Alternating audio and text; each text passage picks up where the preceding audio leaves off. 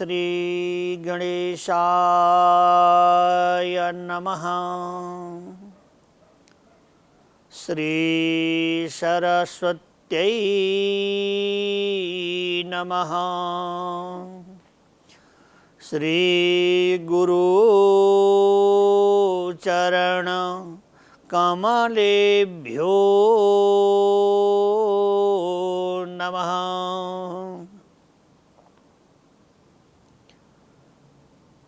ओम गुरु ब्रह्मा गुरुर्विष्णु गुरुदेव महेश्वरम् गुरु साक्षात् परो ब्रह्म तस्मै श्री गुरवे नमः। ज्ञानमूलं गुरुरमूर्ति पूजामूलं गुरुपद मंत्रमूलं गुरुर्वाक्य मोक्षमूलं गुरु कृपा।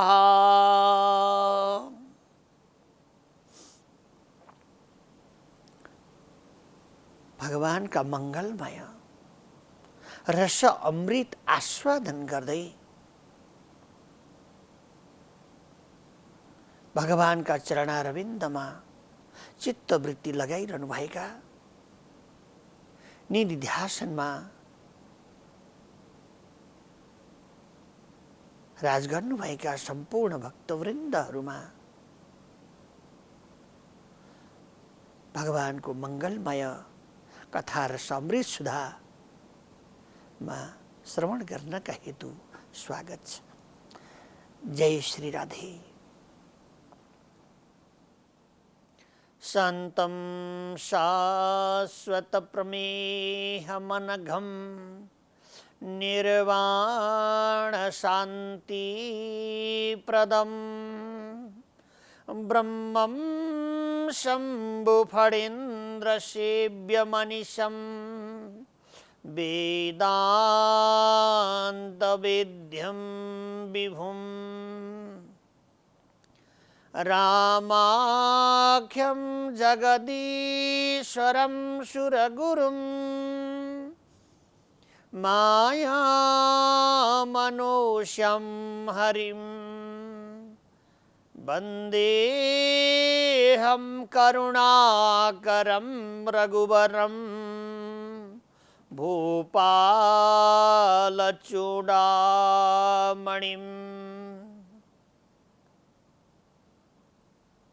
बर्हापीडाभिरामं मृगमदतिलकं कुण्डलं क्रान्तगण्डं कञ्जाक्षं कम्बुकण्ठं स्मितयुगलमुखं स्वाधरेण स्तवेणुम् श्यामं शान्तं त्रिभंगं रविकरवसनं भूषितं वैजयन्त्यः वन्दे वृन्दावनस्थं युवतिशतवृतं ब्रह्मगोपालवेशम्। भगवान श्री द्वारिकानाथ प्रभु कृष्णले सत्यभामालाई भन्नुभयो, हे शुभ्रु, साक्षात कल्पवृक्ष मेरै स्वरूप हो। यो कल्पवृक्षमा मेरो निवास छ। यसैले मेरो रूप जानेर कल्पवृक्ष पिप्पललाई पूजा गर्दछ। सर्वदा प्रकारद्वारा भगवानको स्तुति हुन्छ। यसैले अग्नि ब्राह्मणको रूप धारण गरेर गौरी शंकर प्रभुको अन्तरङ्ग लीला देख्नका लागि जब जानु हो, उहाँलाई पार्वती महारानीलाई आफ्नो आनन्दत्वमा रमण गरिरहेको अवस्थामा व्यवधान भएको छ। असाध्यै आमा जगदम्बा क्रोधी हुनुभयो र उहाँले रूप धारण गरेर, हे अग्नि देवता, ब्राह्मणको रूप धारण गरेर यो लीला हेर्न आउनुभयो। वास्तवमा अणुदपि अहियान महादपि महियान त्यो परमात्मालाई सृष्टिको सारा गति सञ्चालन गर्नका लागि भगवानले यो व्यवस्थाहरू गरिबक्सेको छ। यो कुनै पनि नौलो चिज छैन। त्यसो हुनाले यो तपाईले बीचमा व्यवधान गराउनु भयो, तपाईलाई श्राप दिन्छु। सारा देवताहरूलाई उहाँले श्राप दिनुभएको छ। स्त्रीको आकांक्षा, मनोआकांक्षा, अन्तरङ्ग लीलाको समयमा व्यवधान गर्ने तपाईहरू देवता भएर राक्षसहरू काम नलाग्ने भए त कोही बात छैन, ठिकै छ, बुझेनछन् भन्नु पर्यो। बोधज्ञ भएका जनहरूले पनि देवताहरूले आज यस्तो हरकत गर्ने उहाँले श्राप दिनुभएको छ। त्यस समयमा म पिप्पलको वृक्ष भए। भगवानको विष्णु पिप्पलको वृक्ष हुनुभयो। भगवान महादेव बरको रुख हुनुभयो र सारा देवहरू जड हौ तिमीहरू भनेर श्राप दिनुभएको थियो। यसैले रुख भए। रुख भएर तपस्या गर, जसलाई शरीर पाएर यसको आनन्दत्वको विषयमा ज्ञान हुँदैन भने ती जनहरूले तपस्या गर्नुपर्छ। ज्ञान प्राप्त गर्नका लागि तपस्या गर्नुपर्छ भन्ने आज्ञा भएको थियो। त्यसैले ती वृक्षहरू सबै देवताहरू वृक्ष रूप भएर जगदम्बा आमाको तपस्या गर्न लागे। आशक्तिको उपासना गर्न लागे र सर्वदा प्रकारद्वारा शमीका वृक्षमा साक्षात भगवान गणपति देव हुनुहुन्छ। पलासको वृक्षमा ब्रह्माजी राज गर्नुहुन्छ। ब्रह्माजी वृक्ष हुनुभएको छ, यसैले ब्रह्म दर्शन हुन्छ। कमलको वृक्ष भगवान नारायण परमात्माको स्वरूपमा दर्शन हुने गर्दछ। यसैले भगवान मङ्गल्यमय आनन्दमय स्वरूपद्वारा सुशोभित हुनु। त्यसैले भगवती सर्वदा प्रकारद्वारा पार्वती महारानीको श्राप आज पनि आशीर्वचन रूपमा सबैलाई प्राप्त भइरहेको छ। बर पिपल गौरी शङ्कर भगवान लक्ष्मी नारायण स्वरूपको परमात्मा भनेर पूजा गरिन्छ। अथवा हर र हरि शक्ति स्वरूपिणी भवानी लक्ष्मीका साथमा राखेर बरपिपलको पूजा हुन्छ। यसैले चौतारीहरू बनाएर हाम्रा पितृहरूलाई शान्ति मिलोस्, हाम्रा जनहरूलाई हाम्रा पितृहरूले मोक्षको गतिमा जाँदा यो छाया हामीले जुन टक्राएका छौँ यो छायामा बसेर आनन्द त लिनुहोस्। हे भगवान नारायण, हे भगवान आशुतोष त्रिपुरारी प्रभु, हजुरहरूको स्वरूपलाई हामीले हाम्रा पितृहरूको कल्याणका लागि सन्निहितो हरि हजुरको गतिमा प्राप्त हुन्, दुःख दलन र अप्ठ्यारा पन्थहरूमा प्राप्त नहुन् भन्ने भावनाले यो चौतारी बनाएका छौँ। यो चौतारीमा राम्रा राम्रा वृक्ष हर र हरिलाई हामीले स्थापना गराएका छौँ र समय प्राप्त भएपछि यी परमात्माको धुमधामसँगले विवाह पनि उत्सव गराउने चलन छ। त्यसैले बारम्बार प्रकारद्वारा हामी वर पिपलको पूजा गर्नुपर्दछ। भगवान शिव र भगवान विष्णुको स्वरूपमा कल्पवृक्ष रूप वर पिपलको पूजा हुन्छ। सत्यभामालाई बडो खुसी लाग्यो र भगवानले दिव्यमय प्रकारद्वारा लक्ष्मी महारानीका आज्ञा अनुसार अलक्ष्मीलाई यही पिपलको वृक्षका मुनि बसेर सर्वदाका लागि आफ्नो समय व्यतीत गर्नका लागि भगवानले आज्ञा भएको छ। यो पिपलको वृक्ष साक्षात हे अलक्ष्मी सर्वदा प्रकारद्वारा यो मङ्गलमय छ। मेरै स्वरूपबाट यी जन्मिएकी, मेरै स्वरूप साक्षात भएको हुनाले यसलाई ऊर्ध्वमूल मद शाखा अस्वस्थम प्राहुरव्ययम छन्दांशिष्य पर्णानि स्तम्भेद सवेद वेद भनेर कल्पवृक्षको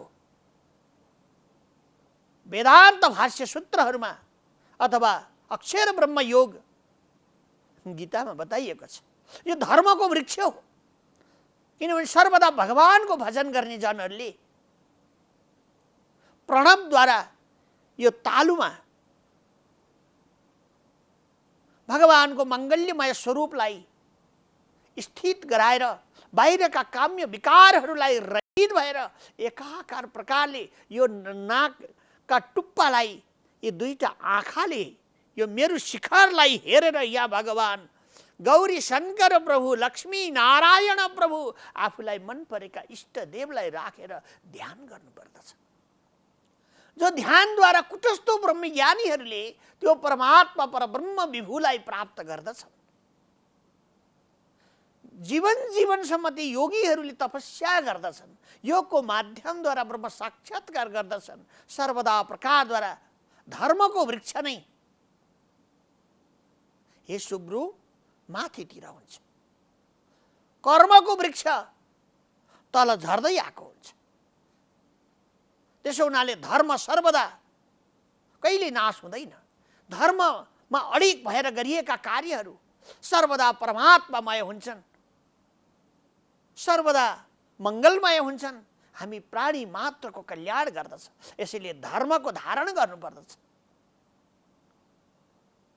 धर्म भन्ने विषय कोही व्यक्तिको हुन सक्दैन। धर्म भनेको सर्वस्वतन्त्र विषय हो,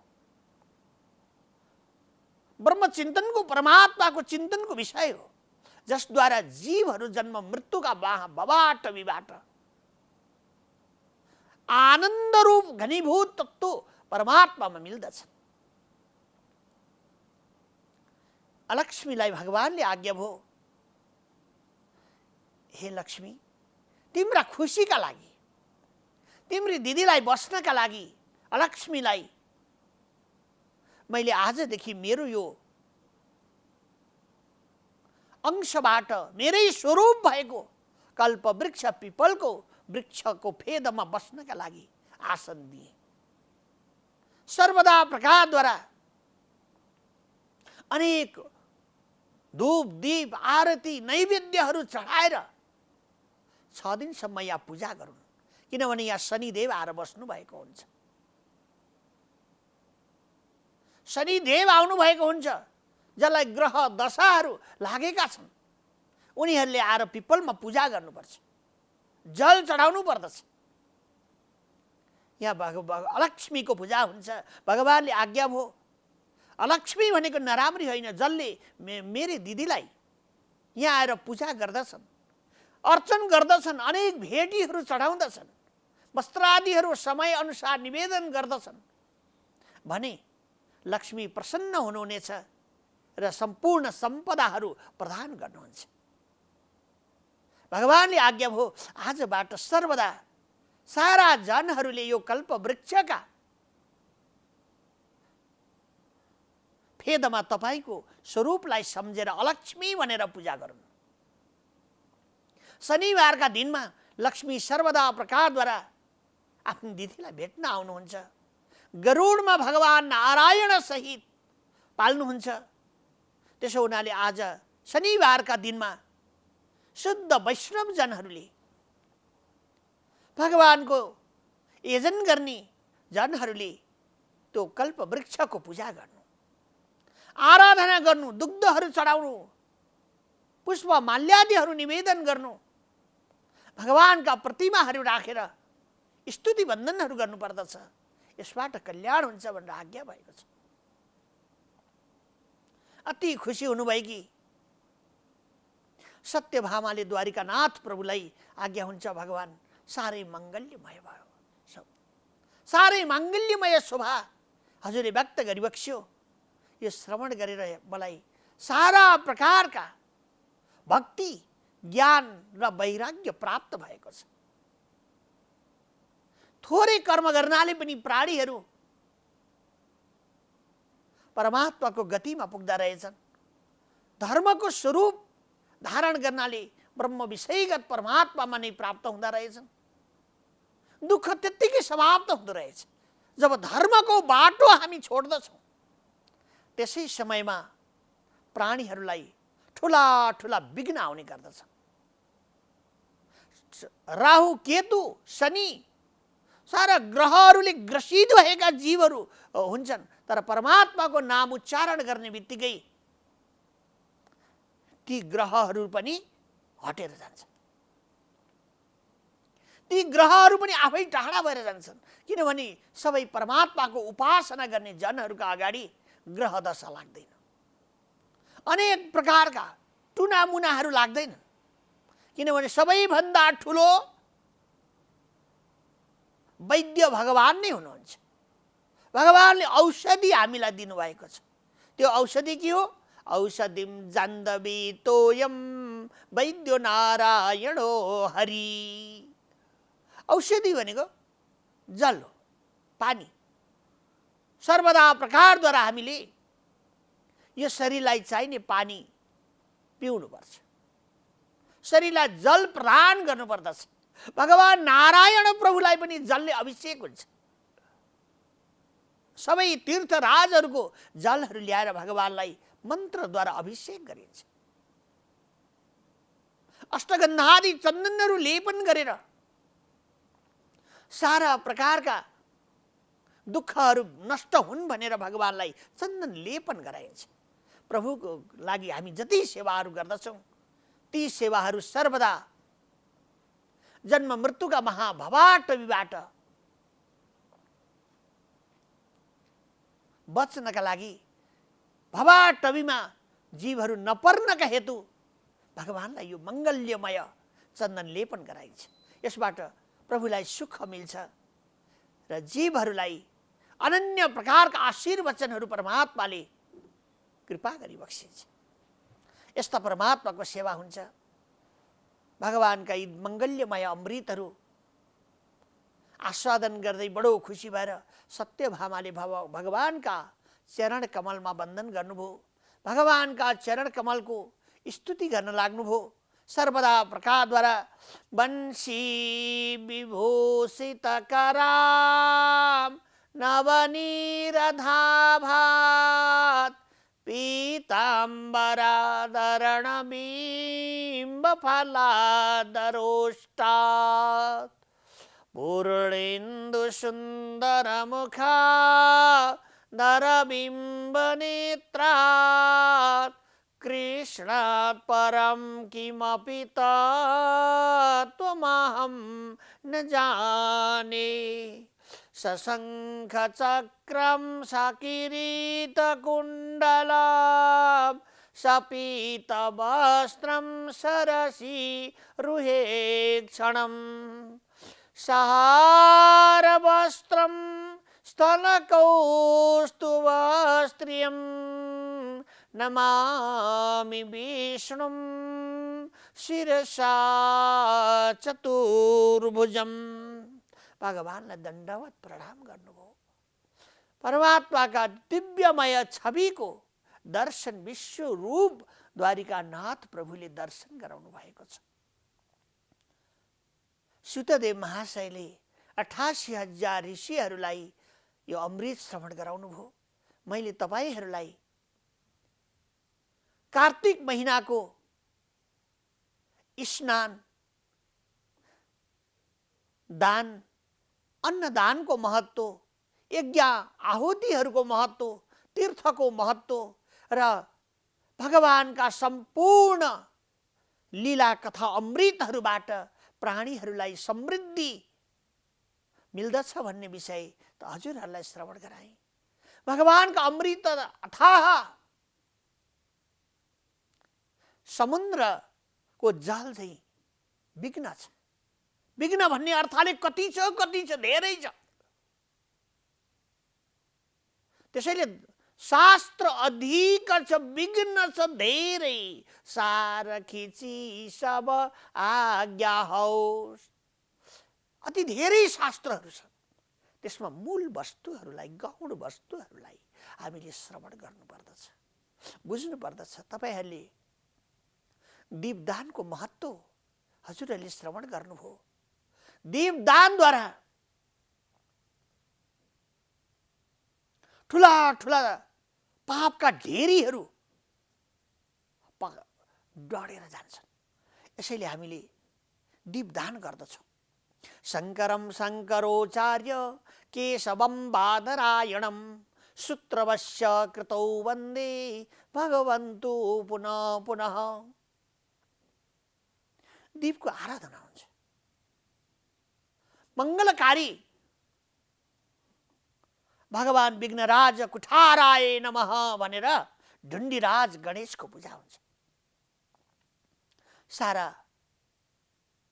जीवहरूको कार्यहरूलाई मङ्गल गर्नेवाला मङ्गल मूर्ति गणेशको हामीले पूजा गर्नुपर्छ।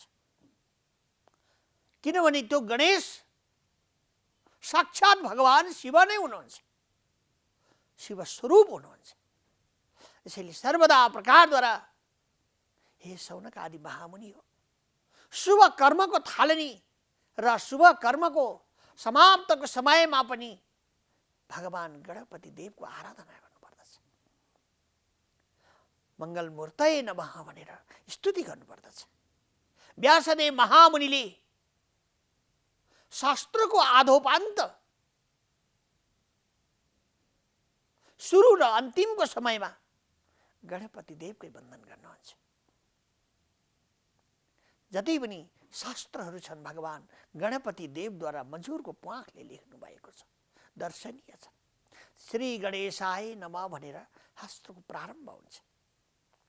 हे ऋषिश्वर हो, तपाईहरूले दान पुण्य यज्ञ होम होमादि महापुण्य जो श्रवण गर्नुभयो, यो जसले श्रवण गर्दछ प्रभुका महात्म्य लीला अमृत आस्वादन गर्दछ, ती जीवहरूलाई कहिले कली लाग्ला त, कहिले अन्नको अभाव होला त। वस्त्र दान गरेको छ कार्तिक महिनामा, उसको वंश परम्परामा कोही नाङ्गै भुतुङ्गै भएर हिँड्नु पर्ला त। अन्न दान गरेको छ कोही भोकै हिँड्नु पर्ला त, पर्दैन। जसले गर्दैन त्यो जन गरिब हुन्छ। दिएर एक मानो दिएर पुग्ने होइन, भोलि फेरि के खान्छ। तर एक मानो खाएर 100 माना उब्जनी गर्ने कर्म गर्नु पर्यो नि। त्यो कर्म भनेको धर्ममा रहेको हुन्छ। धर्ममा एक गेडो चामल किन नहोस्, के कस्तो सकिन्छ त्यति अन्न दान गर्नुपर्दछ। हामीले गरिरहेका बनाइरहेका भोजनहरूबाट एक मुठी, भित्री मुठी, एक मुठी चामल निकालेर छुट्याएर राख्नुपर्छ।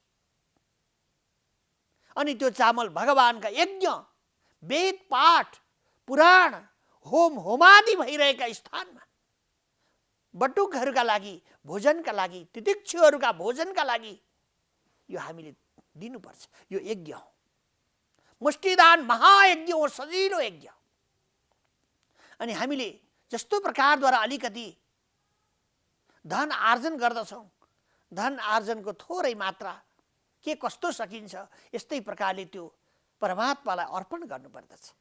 उसलाई चाहिएको होइन, तर रोपेपछि धेरै फल्छ नि, रोप्नुपर्छ।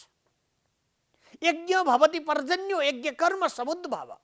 भगवानले आज्ञा भएको छ, यज्ञद्वारा पानी पर्छ, पानी परेपछि धेरै प्रकारको खेतीहरू हुने गर्छ।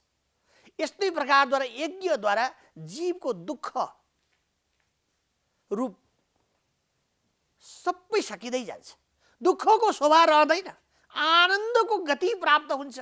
धन सम्पत्ति ऐश्वर्य घर गृहस्थी सन्तान सबै सुखी हुँदछ।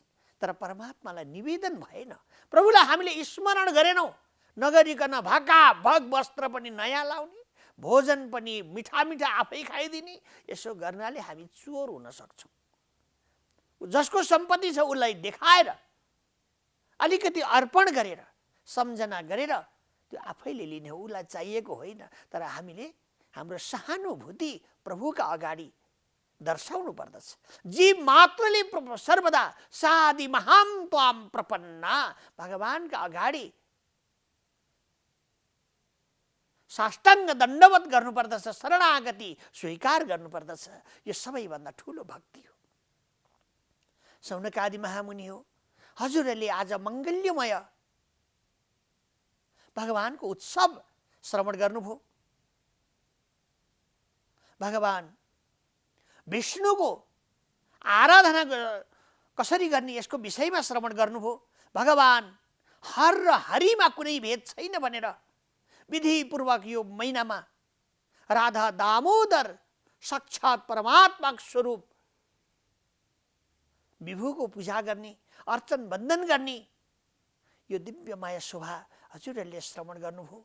त्यसैले हजुरहरूको यो सर्वदा परमात्माको गति मिलोस्। सर्वदा अब तपाईहरूलाई के सुन्ने इच्छा छ? भगवान मुकुट धारण गर्नुभएका, वैजयन्ती माला धारण गर्नुभएका, ऊर्ध्वपुण्ड धारण गर्नुभएका, जटा जुटले युक्त भएका भगवान महादेवद्वारा स्तुति गरिनुभएका लक्ष्मीपति नारायण परमात्माका चरण कमलको वन्दन गर्दै, राधा सहित दामोदर प्रभुका चरण कमलको वन्दन गर्दै सम्पूर्ण प्राणीहरू मात्रको जय होस् भन्दै आजको प्रसङ्गमति यहाँ पूर्ण हुन्छ। हरि ओम तत्सत्। जिह्वे पिबस्वा भज सुन्दराणी गोविन्द दामोदर माधवेति। सुखावसाने इदमेव सारं देहावसाने इदमेव गेहं गोविन्द दामोदर माधवेति। राधा दामोदर भगवान की जय। लक्ष्मी नारायण भगवान की जय। जय जय श्री राधेश।